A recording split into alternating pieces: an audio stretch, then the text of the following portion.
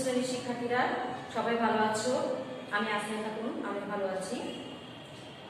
আজকে তোমাদের আমি 12 ক্লাস নিব। আজকে আমরা পড়ব চতুর্দশ অধ্যায় পাঠ 1। আমরা গত ক্লাসে পড়েছিলাম চতুর্দশ অধ্যায়ের পাঠ 1, প্রাচীন যুগের 3 জন রাজা সম্পর্কে। আজকে আমরা শিখব সামাজিক ও অর্থনৈতিক জীবন সম্পর্কে। এখান থেকে আমরা শিখব প্রয়োজনীয় শূন্যস্থান, সংক্ষিপ্ত প্রশ্ন এবং কিভাবে কাঠামোবদ্ধ প্রশ্ন আসতে পারে, কিভাবে তোমরা লিখবা সে সম্পর্কে আমি তোমাদের আলোচনা করব। তো আমরা গত ক্লাসে কি শিখেছিলাম? প্রাচীন যুগের 3 জন রাজা সম্পর্কে জেনেছিলাম। রাজা শশাঙ্ক, রাজা গোপাল, রাজা লক্ষণ সেন ছিলেন প্রাচীন যুগের 3 জন রাজা। রাজা শশাঙ্ক ছিলেন বাংলার প্রথম স্বাধীন রাজা। তিনি স্বাধীনভাবে বাংলাকে শাসন করে। সে সময় বাংলার মানুষ স্বাধীনভাবে বসবাস করত। কত শতকে রাজা শশাঙ্ক সিংহাসন আরোহণ করেছিলেন? 7ম শতকে। রাজা শশাঙ্কের পর বাংলায় 100 বছর অরাজকতা বিরাজমান থাকে। এ সময় বাংলায় গোলযোগ দূর করে শান্তি প্রতিষ্ঠা করে রাজা গোপাল। রাজা গোপাল ছিল পাল বংশের প্রতিষ্ঠাতা।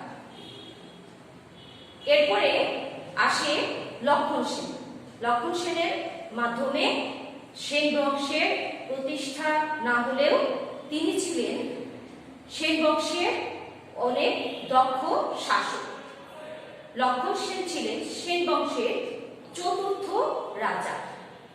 প্রথম 4 জন রাজার নাম ইতিহাসে না জানলেও লক্ষণ সেন সম্পর্কে খুব সুন্দরভাবে আলোচনা করা আছে। এ থেকে বোঝা যায় যে সেন বংশের প্রথম যে 3 জন রাজা ছিলেন তারা ততটা দক্ষ ছিলেন না। লক্ষণ সেন ছিলেন খুব বেশি দক্ষ। আচ্ছা, লক্ষণ সেন পরাজিত হওয়ার মাধ্যম দিয়ে মধ্যযুগের সূচনা হয় এবং বাংলায় মুসলিম শাসনের সূচনা হয়। লক্ষণ সেনকে কে পরাজিত করেছিল আমরা জেনেছি। বখতিয়ার খিলজি লক্ষণ সেনকে পরাজিত করে বাংলায় মধ্যযুগের সূচনা করে এবং মুসলিম শাসনের সূচনা করে। আচ্ছা, তাহলে আজকে আমরা আজকের পাঠে ফিরে যাই। আজকে আমরা পড়ব সামাজিক জীবন এবং অর্থনৈতিক জীবন সম্পর্কে। আমাদের এই পড়াগুলো হয়ে গেছে, তারপরে এখন আমাদের রিভিশন চলছে। তোমাদের বুঝতে তেমন সমস্যা হচ্ছে না আশা করি। তারপরেও তোমাদের যদি কোনো সমস্যা থেকে থাকে তোমরা সাইমা ম্যাডাম অথবা আমাকে ফোন করেও জেনে নিতে পারো, মেসেজ করেও জেনে নিতে পারো। আচ্ছা, চলো তাহলে পড়ি। সামাজিক জীবনে দেখো লেখা আছে, সেই সময়ে সমাজ জীবনের মূল ভিত্তি ছিল গ্রাম। এখানে সেই সময় বলতে বোঝানো হচ্ছে প্রাচীন যুগ।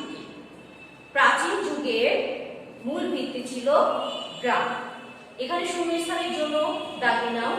এর আগে বলেছিলাম দাগিয়ে নিতে, যারা দাগাওনি আবার দাগিয়ে নাও এবং খাতা পেন রেডি রাখো, লিখবে এবং দাগিয়ে নেবে। সে সময় বলতে আমি আগে বলেছি যে প্রাচীন যুগের কথা বলা হচ্ছে। এখানে সৃজনশীল ভাবে শূন্যস্থান আসতে পারে যে প্রাচীন যুগের সমাজ জীবনের মূল ভিত্তি ছিল ড্যাশ। তাহলে ড্যাশের জায়গায় আমরা কি লিখব? গ্রাম লিখব। আবার এভাবে আসতে পারে যে প্রাচীন যুগের ড্যাশের মূল ভিত্তি ছিল গ্রাম। এখানে ড্যাশের জায়গায় হবে সমাজ জীবনের। আচ্ছা, এর পরের লাইনটা দেখো, তখন মানুষ সনাতন পেশায় নিয়োজিত ছিলেন। সনাতন পেশায় নিয়োজিত ছিলেন। তাহলে এখানে প্রশ্ন হতে পারে যে প্রাচীন যুগে কোন পেশায় মানুষ নিয়োজিত ছিলেন? এখানে উত্তর হবে সনাতন পেশায়। সনাতন মানে পুরাতন কিছু পেশায়। আবার শূন্যস্থানের জন্য দাগিয়ে নাও এবং লিখে নাও, তখন মানুষ ড্যাশ পেশায় নিয়োজিত ছিলেন। আমি আবার বলছি, তখন মানুষ ড্যাশ পেশায় নিয়োজিত ছিলেন। তাহলে এখানে কি হবে? সনাতন পেশা। তারপরে এখন দেখো যে সনাতন পেশা কোনগুলো? সনাতন পেশা কোনগুলো? একটা সংক্ষিপ্ত প্রশ্ন লিখে নাও, সনাতন পেশা কোনগুলো? আমি বারবার বলছি যেন তোমাদের লিখতে সুবিধা হয়, বুঝতে সুবিধা হয়। এখন তাহলে দেখো সনাতন পেশা কোনগুলো? নাপিত, কামার, কুমার, ধোপা, মুচি ইত্যাদি, এগুলো হচ্ছে সনাতন পেশা। আমি আবার বলছি, নাপিত, কামার, কুমার, ধোপা, মুচি, এগুলো হচ্ছে সনাতন পেশা। তারপরে লাইনে দেখো, সে সময় হিন্দু ও বৌদ্ধ ছিল দুইটি প্রধান ধর্ম। এখানে একটা সংক্ষিপ্ত প্রশ্ন লিখে নাও যে প্রাচীন যুগে কয়টি ধর্ম বিদ্যমান ছিল, বা প্রাচীন যুগের প্রধান ধর্ম কি ছিল? তাহলে উত্তর হচ্ছে প্রাচীন যুগের প্রধান ধর্ম ছিল হিন্দু ও বৌদ্ধ। আমি আবার বলছি, তোমরা দাগিয়ে নিবে এবং লিখে নিবে। প্রাচীন যুগের দুইটি প্রধান ধর্মের নাম লেখো। তাহলে প্রাচীন যুগের দুইটি প্রধান ধর্ম কি ছিল? হিন্দু এবং বৌদ্ধ ধর্ম। এখন শূন্য স্থানও আসতে পারে যে প্রাচীন যুগের হিন্দু ও ড্যাশ ছিল দুইটি প্রধান ধর্ম। তাহলে হিন্দু ও ড্যাশের জায়গায় হচ্ছে বৌদ্ধ। বা এরকম হতে পারে যে প্রাচীন যুগে ড্যাশ ও বৌদ্ধ ধর্ম ছিল প্রধান ধর্ম, তাহলে ড্যাশের জায়গায় লিখবে হিন্দু।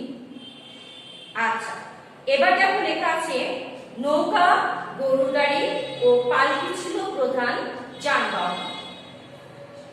এখন এখানে একটা সংক্ষিপ্ত প্রশ্ন হচ্ছে, প্রাচীন যুগে প্রধান যানবাহন কি কি ছিল?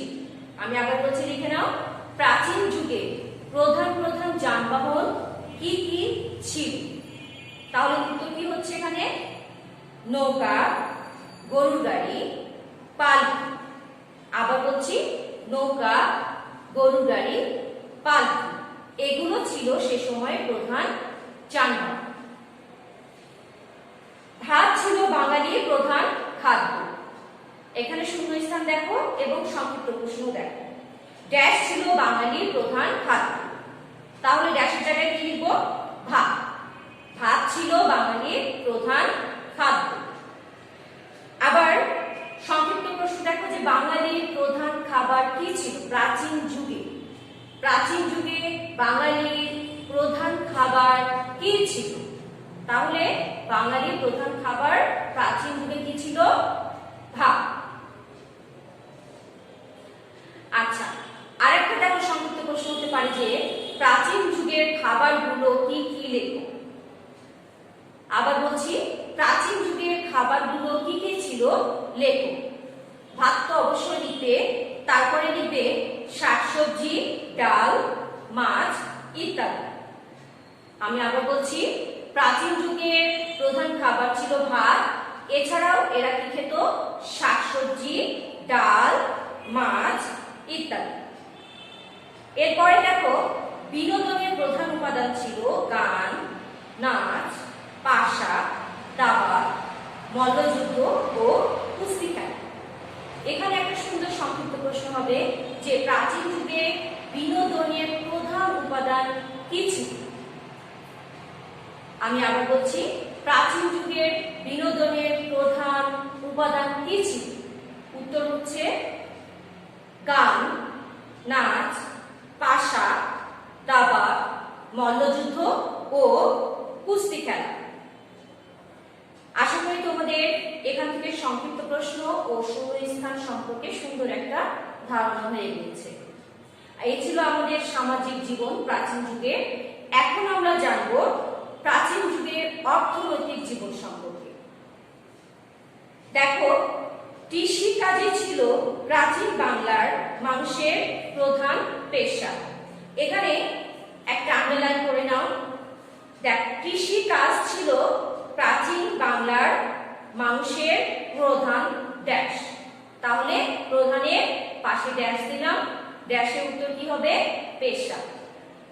শুধু পেশার এখানে শূন্যস্থান না থেকেও এভাবে থাকতে পারে যে ড্যাশ ছিল প্রাচীন বাংলার মানুষের প্রধান পেশা। তাহলে কি হবে এখানে? কৃষিকাজ। এভাবে বিভিন্ন শব্দের নিচে নিচে শূন্যস্থান থাকতে পারে। তা আমি বারবার বলি যে প্রত্যেকটা লাইন গুরুত্ব সহকারে পড়বে এবং আমরা যখন বলি তখন খুব সুন্দরভাবে শুনবে। আর সংক্ষিপ্ত প্রশ্ন হতে পারে যে প্রাচীন যুগের প্রধান পেশা কি ছিল? উত্তর হচ্ছে কৃষিকাজ। তাহলে প্রাচীন যুগের প্রধান পেশা হচ্ছে কৃষিকাজ। ধান আর আখ ছিল প্রধান ফসল। প্রাচীন যুগের প্রধান অর্থনৈতিক ফসল কি ছিল?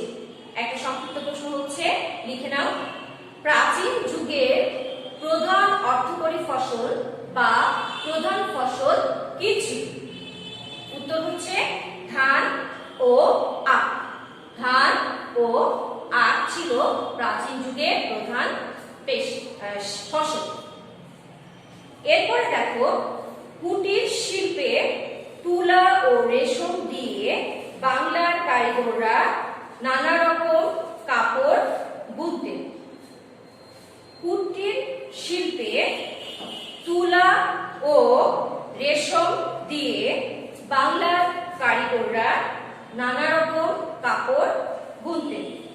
তাহলে এখানে সংক্ষিপ্ত প্রশ্ন হচ্ছে যে বাংলার কারিগররা কি দিয়ে কাপড় বুনতেন? দেখো সুন্দরভাবে উত্তর লেখা আছে, তুলা ও রেশম দিয়ে। তুলা ও রেশম দিয়ে বাংলার কারিগররা কাপড় বুনতেন। আমি আবার বলছি, লিখে নাও। কি কি দিয়ে বাংলার কারিগররা কাপড় বুনতেন? তুলা ও রেশম দিয়ে বাংলার কারিগররা কাপড় বুনতেন। তাহলে এখানে একটা ধারণা পাওয়া যাচ্ছে, দেখো প্রাচীন যুগ থেকেই বাংলাতে কুটির শিল্পটা বিদ্যমান ছিল। এসব কাপড় বিদেশে রপ্তানি করা হতো। শুধু বাংলার মানুষ এগুলো ব্যবহার করতো না, এগুলো বিভিন্ন দেশেও রপ্তানি করা হতো। তার মানে সে সময় রপ্তানি বাণিজ্যটাও ছিল। সমুদ্র পথে চট্টগ্রাম বন্দর দিয়ে বাংলার বণিকরা বা বিদেশের সাথে বাণিজ্য করতেন। এই লাইনটা দাগিয়ে নাও শূন্যস্থানের জন্য। দেখো, ড্যাশ পথে চট্টগ্রাম বন্দর দিয়ে বাংলার বণিকরা বিদেশের সাথে বাণিজ্য করতেন। কোন পথে? সমুদ্র পথে। সমুদ্র পথে বাংলার মানুষ কি করত? বাণিজ্য করত চট্টগ্রাম বন্দর দিয়ে। এখানে সমুদ্র পথে শূন্যস্থান না থেকে চট্টগ্রামের নিচেও শূন্যস্থান থাকতে পারে। আরেকটা সংক্ষিপ্ত প্রশ্ন হতে পারে যে প্রাচীন যুগের প্রধান বন্দর কোনটি ছিল, বা প্রাচীন যুগের সমুদ্র বন্দর কোনটি ছিল? তাহলে এখন আমরা কি লিখতে পারি? চট্টগ্রাম বন্দর। চট্টগ্রাম বন্দর ছিল প্রাচীন যুগের বাণিজ্যের একমাত্র সমুদ্র বন্দর। আচ্ছা, আশা করি তোমাদের অর্থনৈতিক জীবন সম্পর্কে সুন্দর একটা ধারণা হলো। এখন তাহলে তোমাদের আমি হোমওয়ার্ক দিচ্ছি যে প্রাচীন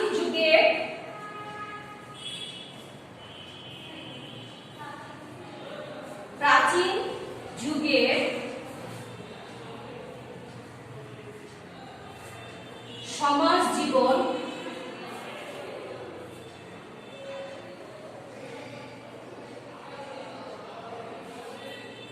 সম্পর্কে ৬টি বাক্য লেখো।